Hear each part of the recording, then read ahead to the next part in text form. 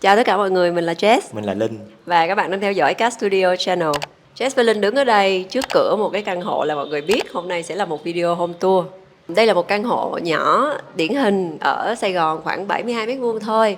Đã được Cast renovate, cải tạo lại hết toàn bộ căn hộ này để phù hợp với lại một anh chàng rất là đam mê công nghệ ở trong đây cùng với lại em gái. Mỗi dự án của Cast đều cá nhân hóa rất là cao để cho cái người chủ nhà bước vào trong nhà và cảm thấy đây là chính mình, bởi vì nó được bao phủ bởi tất cả những gì mà chủ nhà yêu thích, cộng với lại căn tính của từng người khác nhau, thói quen của từng người khác nhau, thì tụi mình đã may đo ra một cái căn hộ dù nhỏ thôi nhưng mà rất nhiều chi tiết mà Jess tin là các bạn sẽ rất thích, đặc biệt là các bạn con trai. Cùng Jess và Linh khám phá ha.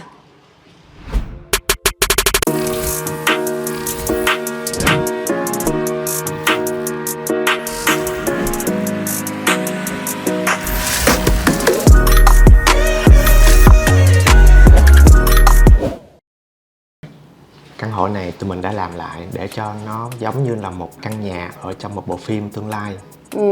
Cát thực ra đã làm một cái căn hộ mà extreme hơn về cái đề tài tương lai này. Click ở bên trên này hoặc là bên trên này hoặc là dưới description để mọi người có thể coi thêm về những cái thiết kế tương tự. Quay trở lại đây với căn hộ này thì cái sự tinh giản, tinh gọn nó rất là nhiều. Bước vào một cái là chúng ta sẽ đụng ngay nhà bếp, cho nên là cái khu vực entrance của chúng ta chỉ còn chút xíu mà thôi. Vừa mới bước vào nhà thì Linh đã làm một cái đoạn sàn màu đen nối từ dưới sàn lên trên trần luôn, và nó cũng align theo cái tủ giày. Thêm vào đó Linh cũng có bố trí thêm một cái đoạn strip LED tạo thành một cái cánh cổng, giống như là mình bước vào một cái không gian hoàn toàn mới. Và ở bên này là một cái tủ giày vừa đủ để che được cái tủ điện tổng, và bên dưới cũng có 2 ngăn để các bạn để giày ở trong đây nữa. Thì đây là một cái chi tiết rất là tinh gọn ở khu này để chúng ta có thể xong một cái thảy giày vào là chúng ta bước vào nhà. Và cái ánh sáng ở đây nó sẽ khác hoàn toàn luôn.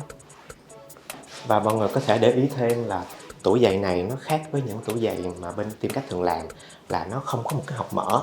Bởi vì gia chủ họ rất là kỹ tính, họ không muốn thấy những cái vật dụng nào mà nó bừa bộn bên ngoài.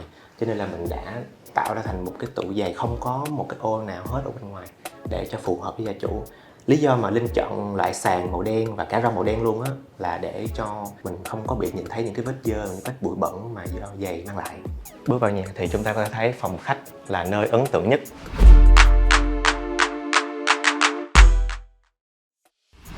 Vì đây là nơi gia chủ có thể vừa tiếp khách và vừa sinh hoạt chung cho cả hai anh em, nên mọi người có thể thấy hai vật thể lớn nhất đó là sofa và hệ tủ tivi. Không gian thì nhỏ nhưng mà nhu cầu chứa đồ của gia chủ cực kỳ lớn vì họ có rất là nhiều đồ công nghệ, nên mọi người có thể thấy đây là một cái tủ tivi trông rất là đơn giản nhưng mà nó có sức chứa rất là lớn. Có tủ đóng nè, có ngăn kéo và cả những đợt kệ hở nữa. Ví dụ như đợt kệ này, cái ngăn này là một cái ngăn mà chủ nhà sẽ đựng tất cả những cái thiết bị mà họ tâm đắc nhất và họ muốn show ra bên ngoài. Và hệ thống dây của những thiết bị này khá là phức tạp nên mình đã có bố trí những chi tiết để có thể giấu được tất cả những sợi dây, từ dây nguồn cho tới những cái dây thông tin truyền lên TV. Cái ngăn này nó chỉ tập trung những thiết bị trên này thôi, nên mình đã nhấn một cái vật liệu inox và có hắt đèn ở phía sau ra. Và chủ nhà có thói quen là buổi tối chỉ có mở cái đèn nhấn ở cái kệ này thôi, và nó sẽ tạo ra được một cái ánh sáng rất là chill. Và hai bên tivi là hai kệ mở để chủ nhà cũng có thể show ra những vật dụng decor nhỏ. Và những cái đợt kính này mình đã thiết kế làm sao cho khi mà lắp đặt nó không có lộ ra những cái đường silicone hoặc là những cái con ốc, giúp cho hai cái đợt kệ này gọn gàng và minimal nhất có thể. Những cái đợt kệ này thay vì dùng gỗ thì mình đã dùng vật liệu là kính để chỉ cần bố trí một cái đèn led ở trên nhưng mà có thể chiếu được xuyên suốt cả ba cái đợt này. Nói về vật liệu kính thì mình cũng có áp dụng vào bàn chải sofa nữa. Nó giúp cho không có tạo cảm giác nặng nề mà nhìn nó gần như là một tàng hình luôn. Và mình cũng vừa mới khám phá ra là chủ nhà có một cái đèn rất là xinh không dây, và mình có thể đặt cái này. Nó sẽ làm cho cái bàn này trở thành một cái hộp đèn chiếu từ dưới đất lên, rất là chill. Vì không gian phòng khách này rất là nhỏ nhưng mà Linh muốn tạo ra một cái ấn tượng rất lớn, Linh đã áp dụng nó lên trên trần để nó không có bị vướng vào những cái công năng ở phía dưới này nữa. Và đó là lý do vì sao mà ở trên trần này có một cái tấm căng sáng rất là lớn, khổng lồ, gần như là bao phủ tất cả diện tích của phòng khách này luôn. và nó tỏa ra ánh sáng rất là dễ chịu, và cái ánh sáng của nó giống như là một cái ánh sáng từ mặt trời, hoặc là buổi tối thì nó có thể là giúp cho mình liên tưởng tới mặt trăng. Và một điều đặc biệt nữa là ánh sáng này có thể đem được nha mọi người, tùy vào yêu thích của chủ nhà luôn. Và cái vật quan trọng nhất của phòng khách chính là cái bộ sofa này. Vì nó có một diện tích rất lớn nên Linh đã thiết kế nó minimal nhất có thể, gọn gàng nhất có thể, nhưng mà mình cũng phải ngồi cực kỳ là thoải mái. Và khi các bạn ngồi ở đây á, thì kế bên mình có được một cái mặt phẳng nữa, nó đáp ứng được rất là nhiều công năng luôn.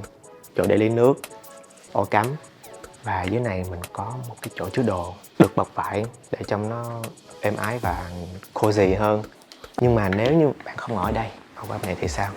Mình đã có bố trí một cái side table và nó có một cái ổ cắm này cùng mẫu sofa luôn, gần như tàng hình luôn, rất là tiện lợi. Và cái khay này nữa, đây là cái khay gạch kính màu cam mà mình đã phải xẻ bức tường này ra để nhét vào trong phòng này. Mình bật đèn á thì cái khay này nó sẽ sáng lên, mà ở bên ngoài vẫn không nhìn thấy vào được. Và bên này mình còn có thêm một cái bức tranh ở trên cái đợt kệ này, nhưng mà mình chưa kịp làm xong á, mình sẽ show ra cho mọi người thấy để sau này chủ nhà có thể lắp vào. Và trong không gian này, ngoài ánh sáng ambient light thì nó cũng có thêm ánh sáng accent tới từ hệ thống strip light mà mình có bố trí chạy từ trên tường sang tới hệ thống trần. Mọi người để ý thấy cái strip light này nó cũng sẽ dẫn tới một cái vật trang trí mà mình đã cố tình sơn màu cam cho nó nổi bật lên. Chủ nhà đã trưng được búp bê này rất là xinh.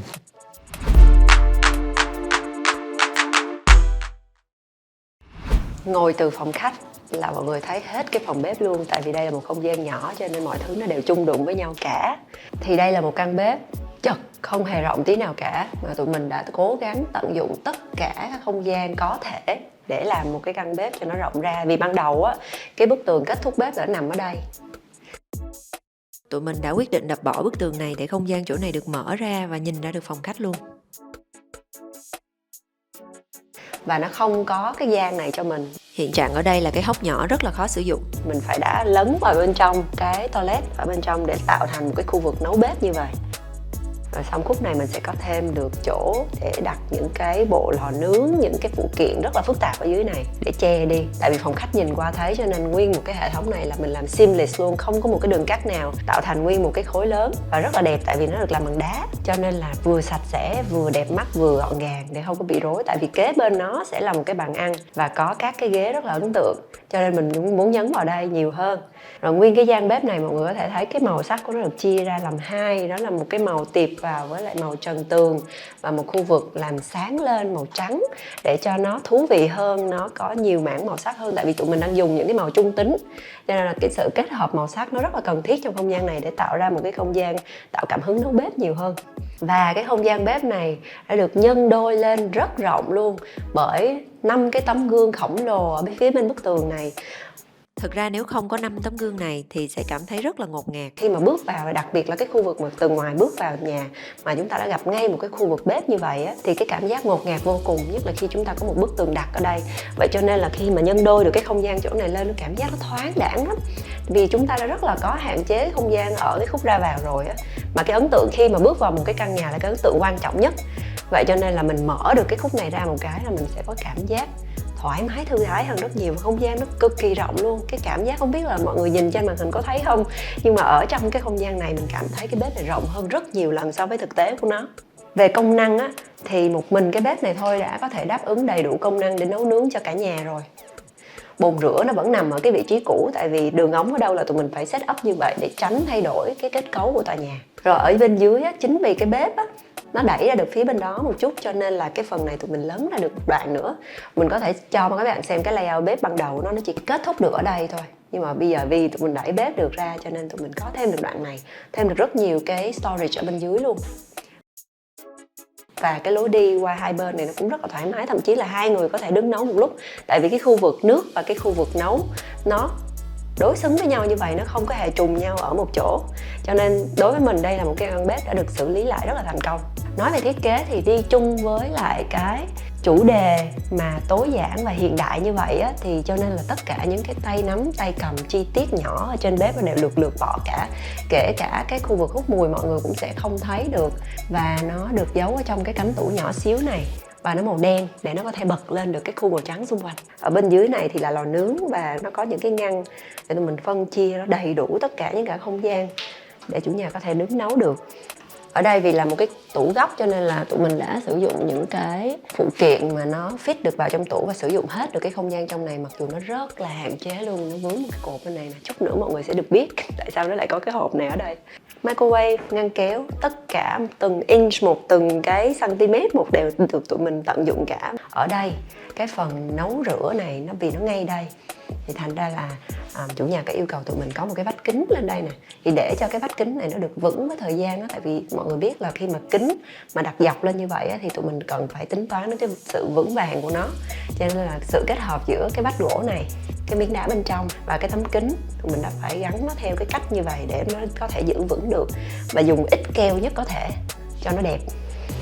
Có những cái chi tiết rất là dễ thương ở đây, như một cái đèn touch light để có thể chế biến ở đây mà các bạn đủ ánh sáng. Thì cái hệ thống ánh sáng trong cái khu vực bếp đã được tụi mình tính toán rất là kỹ, và từng cái bóng đèn, từng cái nguồn sáng chiếu vào nó đều phục vụ được đúng cái nhu cầu của một căn bếp, dù là rất nhỏ nhưng mà nó rất là chuyên nghiệp.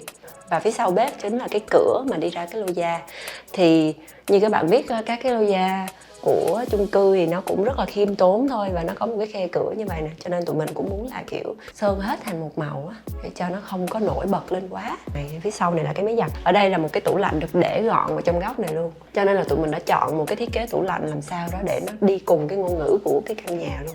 Bàn ăn chân inox để làm nổi bật lên cái phần chiếu sáng, phản xạ ánh sáng ở bên dưới chân để cho nó thú vị thêm, nó không có tạo thành những cái hốc tối. Và hai bên bàn ăn là hai cái hàng ghế khác nhau, tại vì bên trong này á, nó chỉ cần một cái loại ghế đơn giản và thiết kế nhỏ gọn, nhưng mà vẫn đủ cái chiều cao tiêu chuẩn để chúng ta có thể ngồi ăn, nhưng mà lại rất nhẹ để mà kéo ra kéo vào, tại vì khu vực này vẫn là cái khu vực giao thông. Còn hai cái ghế bên mặt bên kia á, nó phải đáp ứng được vấn đề là cái lưng ghế phải đẹp, cái thiết kế của ghế phải đẹp để phòng khách nhìn vào vẫn rất là đẹp.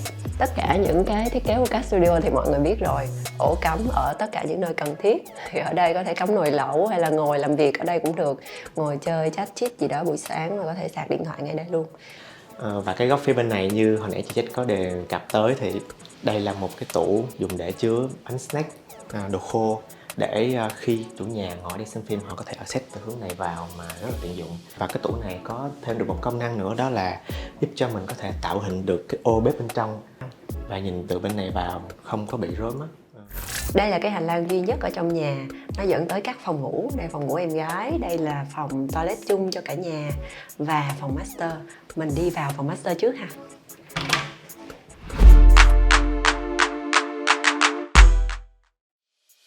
Khi mà chúng ta mở cửa phòng master ấy, thì chúng ta sẽ thấy cái cảm giác chuyển tiếp giữa hai phòng nó có một cái sự tối xuống, đậm xuống rất là rõ rệt. Từ cái màu sơn này mọi người có thể thấy ở bên ngoài nó sẽ ấm hơn, đi vào đây nó sẽ tối sầm lại 2-3 tông luôn. Và bắt đầu từ đây các công tắc đèn. Bước vào đây, vì đây là một căn hộ rất nhỏ, chỉ có 72m2 tổng diện tích tất cả mọi thứ thôi, thì cho nên cái phòng master gọi là master thôi, nó cũng rất là compact, rất là nhỏ. Thì đây là một cái layout khá bất thường so với một phòng ngủ bình thường. Tại vì các bạn có thể thấy là cái giường đã được tụi mình đẩy hết vào góc. Chủ yếu là tại vì cái bàn làm việc của chủ nhà yêu cầu là phải hướng nhìn ra ngoài cửa sổ, thì khi mà tụi mình tính toán thiết kế nó chỉ có hai vị trí là phù hợp, đó là vị trí ngay chỗ Jess đứng này, có thể ngồi làm việc ở đây hoặc là làm việc ở kia, nhưng mà Jess phải tính toán để cho những cái đồ đạc của khách được để đủ ở trong cái không gian closet này, cho nên là tụi mình đã nhường cái chỗ này để làm một cái tủ chứa đồ rất nhiều ở trong này, và nó ngăn cách hẳn ra cái không gian thay đồ rồi chứa đồ ở đây với cái không gian ngủ, để nó không có bị kiểu quá bí bách nhiều thứ trong cùng một không gian nhỏ. Jess vừa mới mở tất cả các đèn ở trong phòng ra để cho mọi người thấy được cái layout ánh sáng trong đây. Thì bước qua cái bàn làm việc của chủ nhà ở phía bên này, nó làm cho cái đầu giường bắt buộc nó phải nằm góc này. Lý do là vì khi mà cái người chủ nhà của Jess á, khi mà họ thức dậy á, họ sẽ không muốn cái chân của họ bước xuống cái giường có vướng bất kỳ một cái gì ở đây. Đó là lý do khi mà cái bàn mình ép vào đây rồi thì cái đầu giường phải hướng này để khi họ lật dậy họ đi thẳng ra. Thứ hai là đây chính là cái vị trí đầu giường comment của mình, nhìn thấy được tất cả các lối giao thông, cửa, toilet Và cái đầu giường Jess biết nó đang tựa vào cái cửa sổ phòng ngủ ở đây. Đối với nhiều người sẽ cảm giác khó ngủ và bất an. Tuy nhiên là khi mà mình thống nhất một cái thiết kế cho chủ nhà và mình may đo cho họ, đối với họ chuyện gì quan trọng hơn á, thì họ sẽ chọn cái phương án đó. Thì cuối cùng họ đã đi tới cái phương án là họ sẽ để cái đầu giường ở đó và họ hoàn toàn thoải mái để mà có thể ngủ ở đây.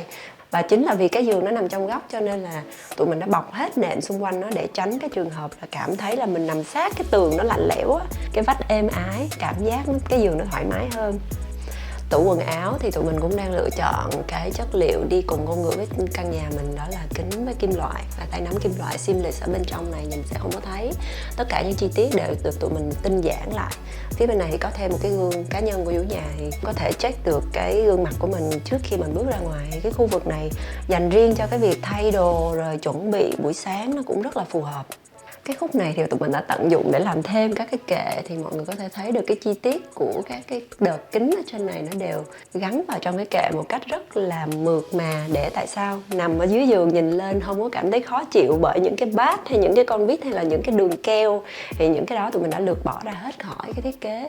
Ở trên này sẽ còn có cái khe hắt sáng nữa. Buổi tối thì mọi người có thể giữ lại cái khe hắt sáng này thôi để có thể giữ lại được cái ambient light nhẹ nhàng đi vào giấc ngủ cho dễ dàng. Ở bên dưới chân giường tụi mình cũng tận dụng hết để có thể lắp đặt được những cái strip light có thể hắt ra một cái ánh sáng dịu nhẹ buổi tối, không có làm ảnh hưởng tới cái giấc ngủ của mình. Vì là nhà nhỏ cho nên các bạn biết đó, tụi mình sẽ có tất cả những cái ngăn chứa đồ ở bất kỳ nơi nào có thể làm được. Và những cái chi tiết, ví dụ như ở đây tụi mình có thêm một cái phần kim loại nó phản chiếu thêm ánh sáng chỗ này để tạo thêm cái sự thú vị ở cái góc đầu giường này, nó không có bị thô quá. Và cái tủ này là một cái tủ lớn nha, chứa được rất là nhiều đồ luôn. Cái bức tường này á, vì nó trống trải như vậy cho nên tụi mình ngoài hai cái kệ để trang trí cho cái bàn làm việc ở dưới làm bằng kim loại rất là slick. Và bên này tụi mình có một cái strip light chạy âm ở trong tường luôn. Buổi tối mọi người nhìn vào cái căn phòng á, nó sẽ cảm giác rất là sci-fi, rất là giống trong các cái bộ phim mà chiếu về tương lai á. Chưa kể là trên trần, buổi tối nếu như mà mở đèn sao lên á, ban đêm á, tắt đèn đi thì nó là những ngôi sao lấp lánh ở trên đó. Thì ở các cái góc cạnh ở trong tường ấy, tụi mình đã đều sử dụng những cái nẹp kim loại để thứ nhất là chống mẻ cho tường, thứ hai là tránh đi những cái góc nhọn không cần thiết ở những cái cạnh này. Trong toàn nhà các bạn sẽ có thể thấy được là các cái bức tường đều có một cái độ bo cong nhất định và nó rất là cứng, tại vì bên trong nó là cái nẹp kim loại. Có một chi tiết rất là dễ thương ở trong này là một cái đèn tụi mình rất là hay dùng trong cái thiết kế để tỏa ra cái ánh sáng flash nhẹ nhàng ban đêm. Đây là một cái chi tiết rất là dễ thương mà chủ nhà đã add vào, là một người phi hành gia leo lên mặt trăng. Rất là dễ thương. Chắc nghĩ là những bạn mà thích những căn hộ nhỏ thì sẽ rất là thích căn phòng này, tại vì tụi mình làm mọi thứ nó đều compact với nhau. Kể cả những cái bàn nó rất là gọn gàng và tụi mình bo tất cả các góc đều bo. Tại vì chủ nhà có một cái căn bệnh máu có đông cho nên là tất cả mọi cái chi tiết mà nó có thể gây ra cái sự chảy máu thì tụi mình đều loại bỏ hết. Đi vào trong không gian toilet thì nó tất cả đều là một cái màu đen. Và tụi mình chỉ hắt đèn lên những cái mảng gạch mà tụi mình cảm thấy là nó cần phải được hắt lên để trang trí, để làm tôn lên cái vẻ đẹp của cái viên gạch đó. Tất cả những cái kệ cố định ở trong này tụi mình đang đều dùng inox cao cấp với cái màu nó cũng không hẳn đen lắm nhưng mà nó cũng hơi xám và nó hơi reflect lại cái ánh sáng ở trong căn phòng, làm cho nó có một cái sự sang trọng và nó futuristic hơn. Và chính vì đây là một cái vật liệu mà nó khá là sắc nhọn á, cho nên là cái chi tiết của nó đều được tụi mình mài rất là mềm ở các cái góc, để cho các bạn dù có vô tình mà đụng mạnh vào nó cũng sẽ không có để lại bất kỳ một cái vết thương nào hết.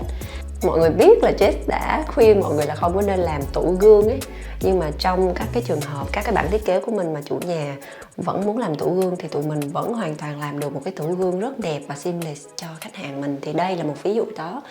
Vì là họ ở trong nhà chật á, cho nên là có thêm những cái không gian để đồ nó cũng rất là cần thiết. Tại vì dù sao đi nữa, cái tủ gương này chứa đồ thì ở dưới này cũng có thể chứa thêm đồ, ở trên này cũng có thể chứa thêm đồ, nên Jess cảm thấy là với một cái không gian tắm này như vậy là rất có công năng rồi. Chỗ đứng tắm là một nơi thư giãn, cho nên là Jess cũng hay nói với mọi người là nên có một cái đèn hắt nhẹ nhẹ vào trong tường thôi. Ngoài ra là những cái phụ kiện ở trong nhà tắm là chúng ta cần phải đầu tư vào những cái phụ kiện rất bền. Và một lần nữa, đây là những cái kệ inox mà tụi mình đã mài hết tất cả các cái góc cạnh nhọn. Đó là chi tiết mà mình rất là tâm đắc ở trong cái toilet này. Kể cả những phụ kiện treo đồ cũng màu đen tiệp màu với lại tường luôn. Cái đây là chính là cái gạch mà tụi mình đã dùng ở ngoài entrance á, để sử dụng lặp lại ở trong này, mọi người cảm thấy được cái sự thống nhất về design ở trong đó mà vẫn tạo được cái hiệu ứng rất đẹp ở trong này. Không gian cuối cùng sẽ là phòng ngủ dành cho em gái.